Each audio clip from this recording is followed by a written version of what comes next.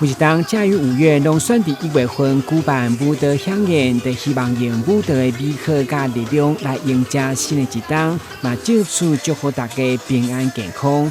根据了解，该活动已经迈入第34届，我可以的一份梦想甲坚持，加上各界肯定甲赞助。其中，将属护理工作30档的大会会长詹林雪，嘛伫公职退休以后，因为缘分接触爱上跳舞，想要当作一生的学习，同款因为坚持，鼓舞大家爱跳出健康美丽。过去这3年的疫情当中，我刚好发生，我这样朋友都知道，我发生了2次车祸，还颇为严重，多处骨折。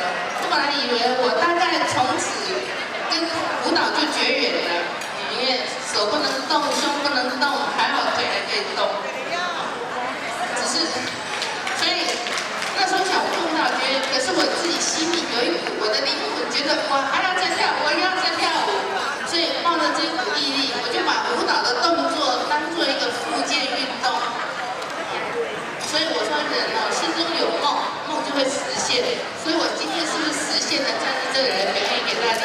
这边跳得不好也请包涵。2023年的武艺大响宴，除了有台南、嘛有来自真济外县市的队伍拢来交流，场面相当的盛大。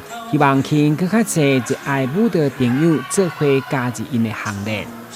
今天的武艺大响宴，有来自高雄、嘉义、台中、台北，然后今年还特别的，就是请到一对外国舞者来担任巨星表演，然后希望有更多爱好舞蹈的来宾，爱好舞蹈的舞者，可以来健身运动。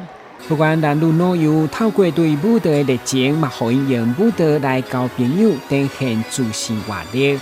今日新闻，军职采访报道。